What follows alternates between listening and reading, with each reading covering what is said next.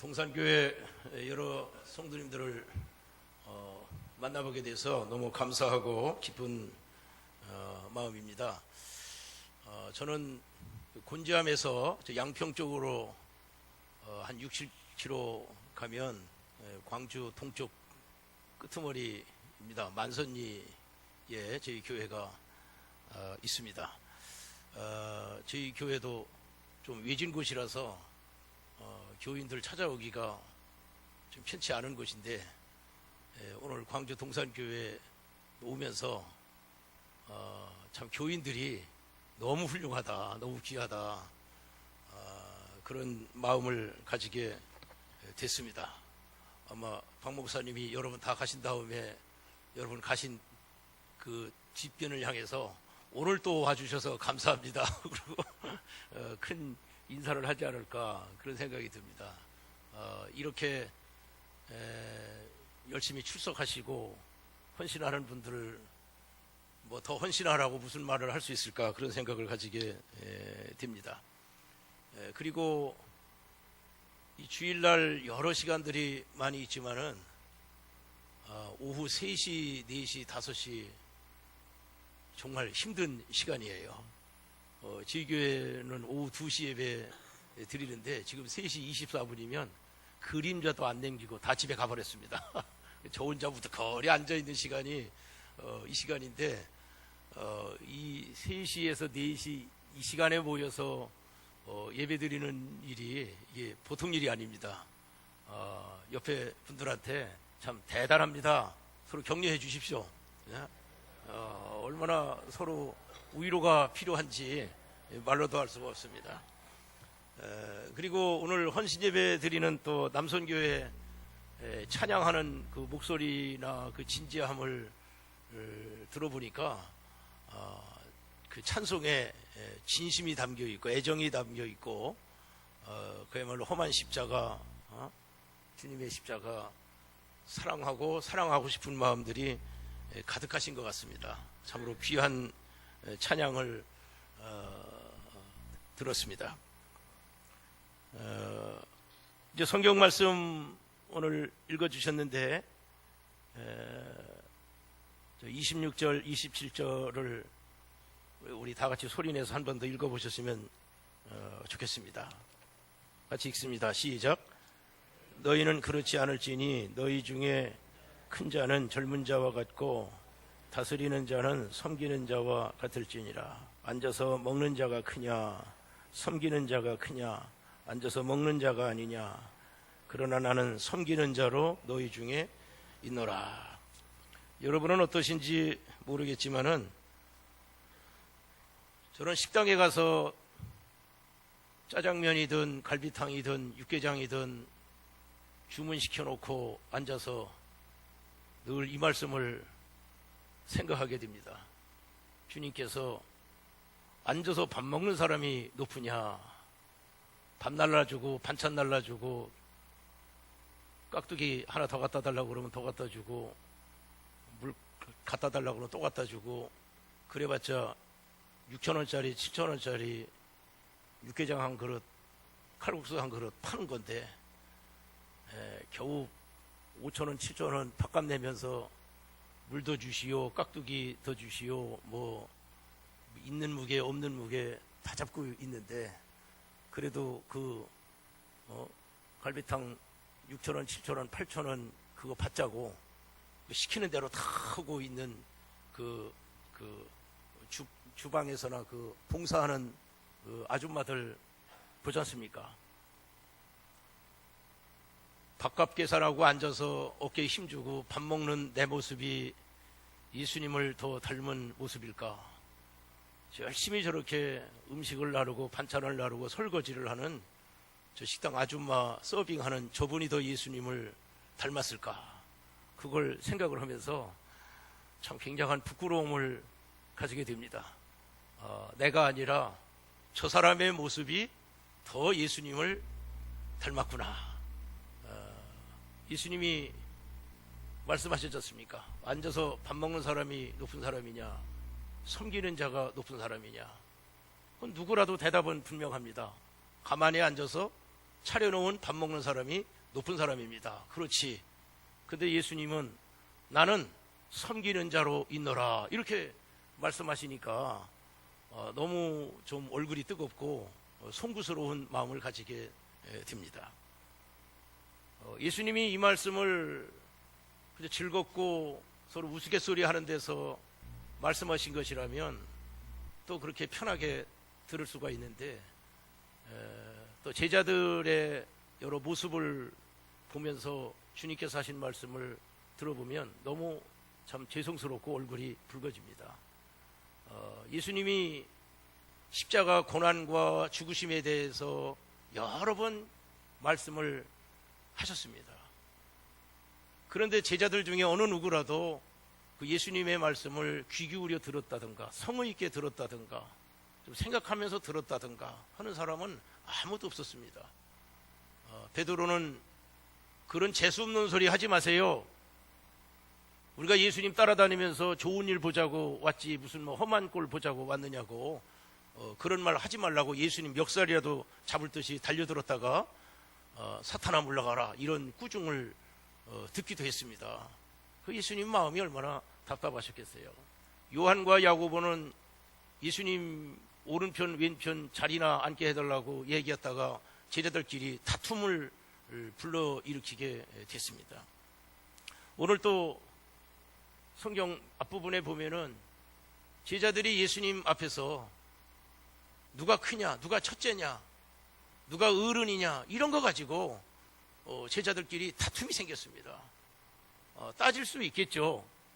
연령순으로 따지면 누가 형이고 누가 동생이고 아우가 되는지, 예수님 맨 먼저 본 사람, 예수님 맨 먼저 만나서 이야기한 사람 순서로 따지면 또 누구라고 얘기를 하려는지, 키 큰 순서로 이야기를 하려는지, 몸무게 순으로 이야기를 하려는지, 뭐 이야기할 것이야 많겠지만은 지금 고난과 죽으심을 말씀하고 계신 예수님 앞에서 그런 거 가지고 따지고 앉아서 서로 으르렁거리고 있어야 되겠느냐. 너무 참 가슴 아프죠. 그리고 그 앞에는 또 예수님께서 너희 중에 한 사람은 나를 팔리라 말씀하시니까 너요 하면서 자기들끼리 의심이나 하고 이런 그 아쉬운 모습을 제자들이 보여주는데, 예수님께서 그 제자들에게 너희 중에 누가 크고 누가 높은 사람이냐 말씀하시면서 나는 섬기는 자로 있노라 이렇게 말씀을 하셨습니다. 오늘 우리가 헌신하는 신앙을 되새겨보고자 하는데, 오늘 말씀을 따라서 섬김의 헌신, 섬기는 믿음의 삶으로의 헌신을 같이 좀 상고하려고 합니다. 여기 섬기는 자로 있노라 하는 그 말은 우리가 다 아는 대로 성경에 나오는 헬라어 말로는 디아코노스 그런 말을 씁니다. 그저 쉽게 생각하면 일꾼이죠, 일꾼. 이를테면은 테니스 시합하는데 보면은 옆에 어린 그 소년들이 앉아서 그 테니스 공 주워오고 주워갖고 하는 그 볼보이들이 있어요. 볼보이들이 있고, 또 야구장에 가면은 야구 선수들이 한번 휘두르고 던지고 간 그 방망이를 들고 오는 그 배트걸들이 있습니다. 또 여행을 하다 보면은 호텔에 벨보이가 있죠. 가방 실어주고 내려주고 방까지 갖다주고 하는 그런 일꾼들입니다. 바로 그런 허드렛 일, 섬기는 일, 그게 디아코노스 일입니다.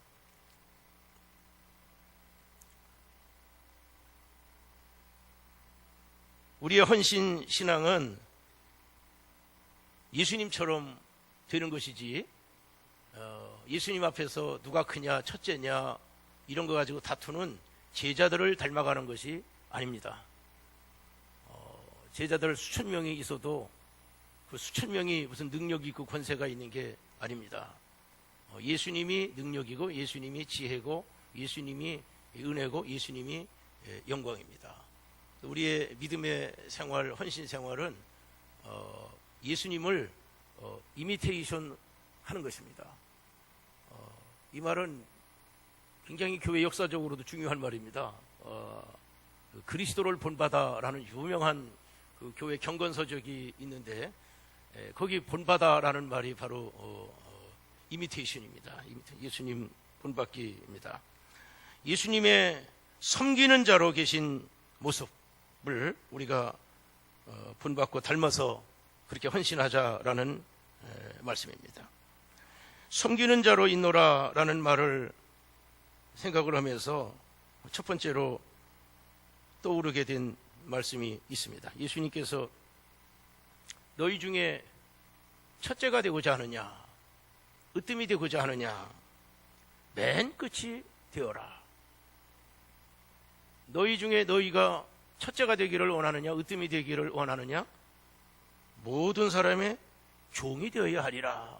그렇게 주님께서 말씀하셨습니다.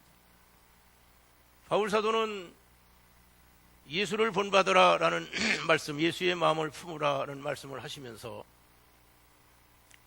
하나님과 동등됨을 취할 것으로 여기지 아니하시고 자기를 비우사 사람의 모양으로 나타나셨는데 사람의 모양 중에서도 종의 형체를 가지셨다. 그렇게 말씀을 하셨습니다. 그러므로 오늘 우리들의 섬김의 헌신은 누가 과연 맨 끝이 될 수 있느냐, 모든 사람의 종이 될 수 있느냐로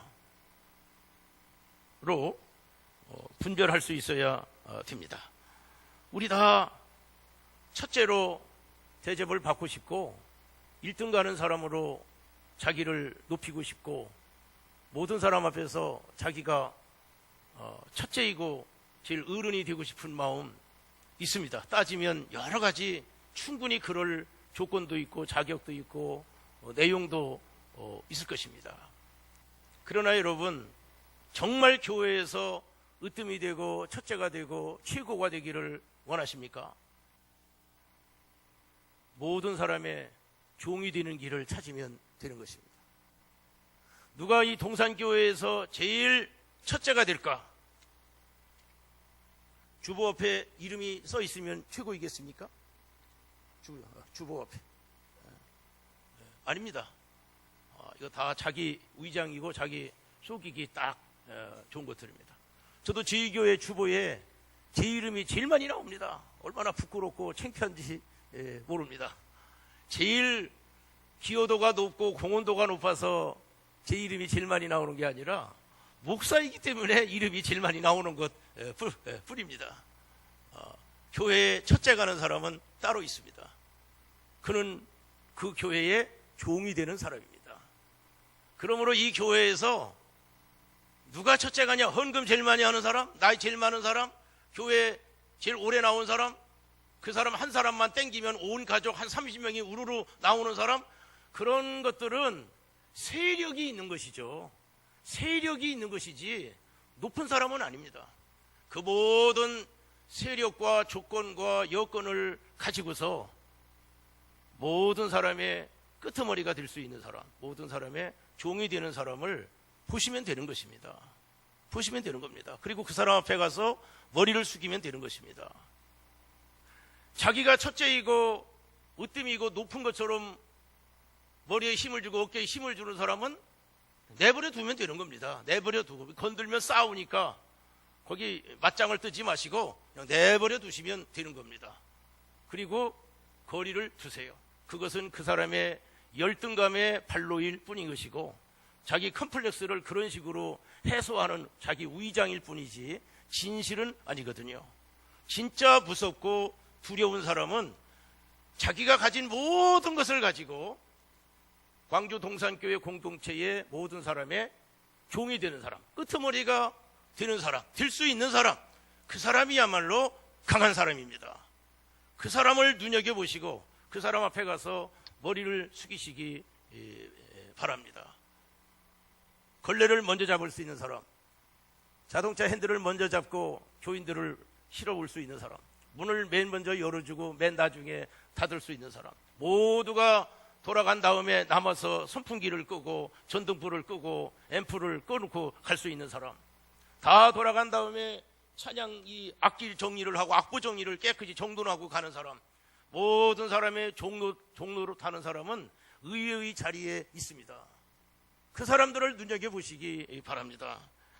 나는 섬기는 자로 있노라, 주님의 말씀이죠. 주님께서 섬기는 자를 말씀하실 때 낮춤을 말씀하셨습니다. 자기를 낮추사, 역시 빌립보서 2장에 나오는 말씀이죠. 모든 사람의 종이 되고 모든 사람의 끄트머리가 들리면 자기를 낮추지 않으면 안 됩니다. 제가 이 말씀을 준비하면서 또 한번 찾아보고 또 제 마음도 다스려 보았습니다. 로마서 12장 16절에 높은 데 마음을 두지 말고 도리어 낮은 데 처하며. 저도 높은 데 마음 두기가 참 좋은 것들이 많더라고요. 제가 광주에 와서 살게 된 지가 벌써 26년째 되는데요. 오래 있다 보니까 광주시 기독교 연합회장도 시켜주더라고요. 제가 개인적으로 남보다 탁월해서가 아니라 오래 있다 보니까 저희 통합적 교단 목사님들의 선배가 돼서 할 수 없이 그 차례를 맡았습니다.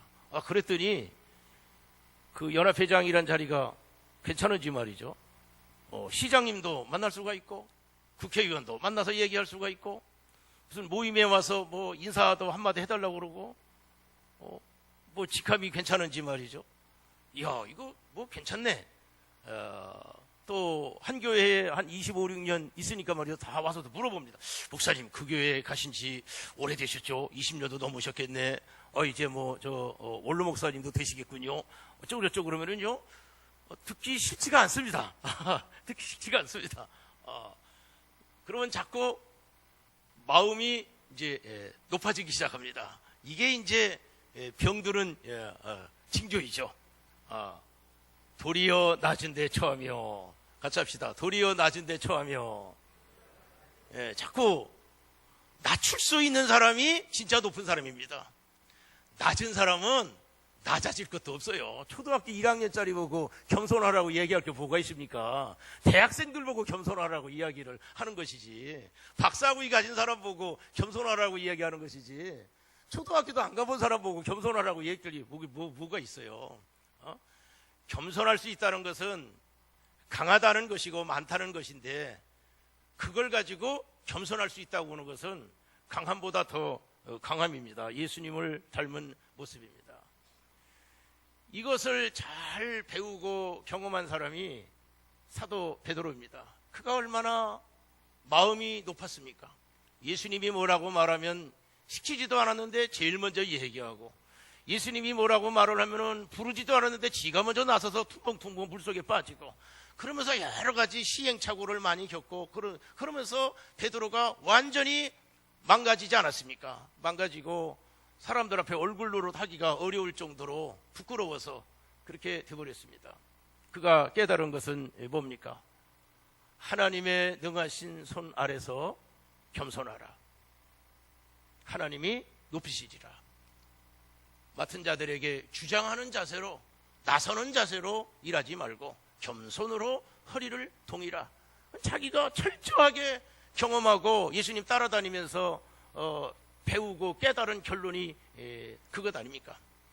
자기를 낮추사, 낮아져야 됩니다. 예수님께서 또 말씀하시면서 나는 섬김을 받으려 온 것이 아니라 도리어 섬기려 하고 많은 사람을 위하여 자기 목숨을 대속물로 주려 함이니라. 주님께서 말씀하셨습니다. 세상 사람들은 반대죠. 자기 목숨을 부지하기 위하여 얼마나 많은 사람의 목숨을 희생시키고 이용하느냐가 지도자입니다. 나이 많으신 분들은 아시겠습니다만은 저는 그 노래 중에 그 38선의 봄입니까? 거기 가사가 이런 게 있습니다. 별걸 다 말씀하시니 하시겠지만은 싸워서 공을 세운 대장도 실소, 이등병 목숨 바쳐 고향 찾으리, 그 가사가 나옵니다. 장군들이 어깨에 별을 달고 이마에 별을 하나 달기 위해서 얼마나 많은 장병들의 수고와 희생을 무릅쓰고 그 자리에 올라가는지 이루 말할 수가 없습니다. 그걸 우리는 영웅이라고 이야기합니다. 예수님을 따르는 모든 사람에게 말씀했습니다. 너희는 그런 식으로 하는 것이 아니다. 너희는 그렇지 않다. 너희들이 나를 어떻게 보고 생각하고 따라오는지 모르겠으나 나는 섬김을 받으려 함이 아니라 도리어 섬기려 하고 내 목숨을 많은 사람을 위한 대속물로 주려 함이니라, 이렇게 말씀을 하셨습니다. 예수님은 요한복음 12장에서 하늘의 미랄 이야기를 하면서 하늘 그대로 있는 미랄이 아니라 죽어지는 미랄을 말씀하셨습니다. 또 요한복음 15장에서 서로 사랑하라 말씀하시면서 친구를 위하여 목숨을 버리면 이보다 더 큰 사랑이 없나니 라고 말씀하셨습니다. 그러면서 나는 너희를 친구로 하였다, 이렇게 말씀하셨습니다. 예수님이 그렇게 말씀하실 때는 나는 너를 위하여 내 목숨을 내놓는다, 이것까지 말씀하시는 거죠.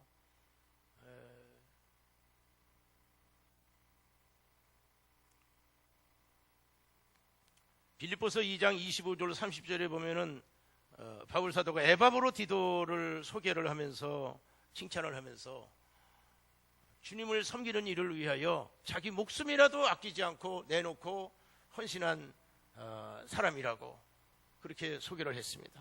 바울 사도 자신도 내가 주께 받은 사명 하나님의 은혜의 복음을 증거하려 하면은 내 생명을 조금도 아끼지 아니하겠다, 이렇게 말씀도 하셨는데요.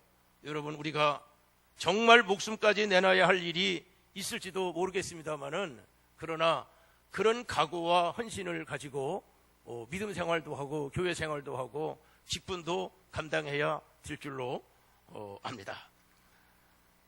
처음에 말씀드린 것처럼 제자들이 예수님 앞에서 서로 누가 크냐 이런 거 가지고 다투기나 하고 싸움이나 벌리고 공동체를 흩뜨렸습니다.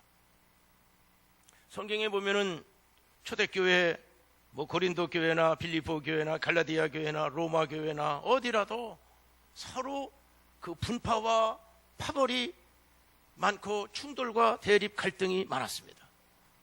주님의 선한 일을 하면서도 다툼과 경쟁심으로 하고 허영심으로 했습니다.